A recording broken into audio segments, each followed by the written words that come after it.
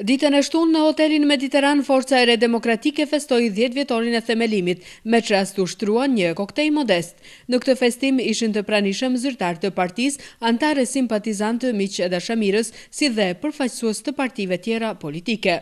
Kryetari i Forcës Nazif Cungu, pasi falenderoi të gjithë të pranishmit që nderuan me pjesëmarrjen e tyre, foli për historikun 10 vjeçar të këtij subjekti politik, arritjet dhe synimet për të ardhmen. Të nderuara zonja dhe sotrinj, personalitetet të kulturës, shkencës, media, gazetar, qytetar të respektuar, nisë të komise dhe faleminderit që keni ardhur të festën tonë të përbashkët në kremtimin e 10 vjetorit të Forcës së Re Demokratike.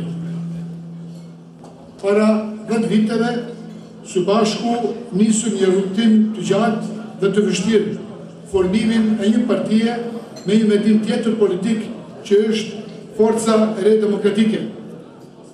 Ky mendim politik erdhi si rrjedhoj e kohës dhe proceseve në për të cilën po kalonte skena politike në Maltëzi, dhe çdo gjë kishte si bazë kërkesat e popullit tonë.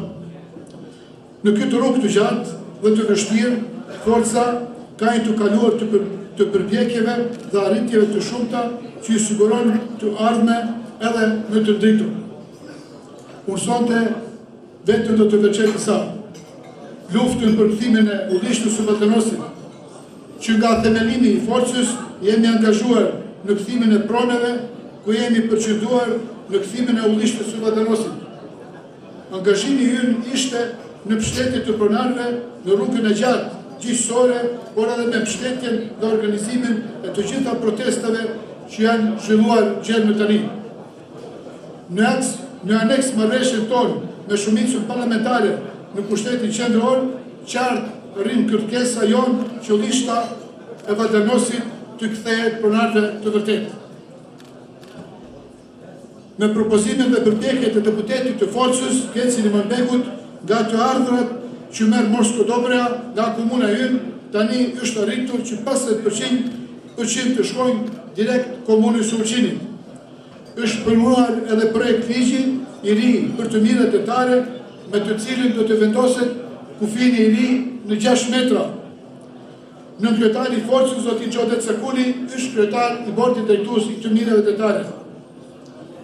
Falë përpjekjeve tona dhe lobimit tonë në përfaqësim diplomatike si brenda vendit, ashtu edhe jashtë, sot kemi arritur që Kryqëporja të jetë në fazën përmbyllëse dhe të hyjë në mbrojtje si përmendore e natyrës, si dhe të jetë çështje që diskutohet jo vetëm brenda vendit, por edhe në arenën ndërkombëtare. Trashëgimia kulturore si bazë e qytetërimit tonë shekullor me kalan e Ulqinit dhe kalan e Shasit ishin dhe vazhdojnë të jenë prezantimi i historisë tonë si popull autokton në këto troje shekullore. Gjatë qeverisjes së Forcës në krye të komunës, pas 20 viteve, janë hartuar planet të shumta urbanistike.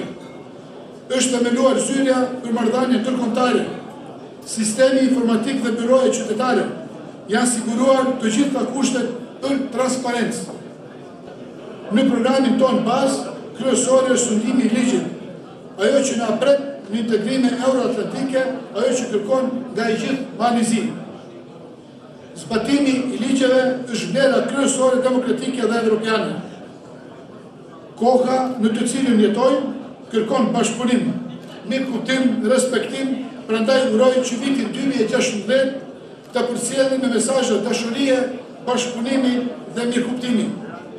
Prezenca e juaj sonte, kaq masive, dëshmon se nuk ju kemi zhdyer në punën tonë. Dhe rruga ynë vazhdon, edhe me fort, të gjithë së bashku. Gëzuar festat, gëzuar vitin e ri 2016, së bashku më të fort në krijime tjera. Ju falenderoj. Në vazhdim të pranishmit, mbrëmjen e kaluan në ritmet e këngëve të vjetra shkodrane, atyre klasike dhe moderne, të interpretuara me mjeshtri nga këngëtaret Nimet Leka dhe Adelina Çorraj.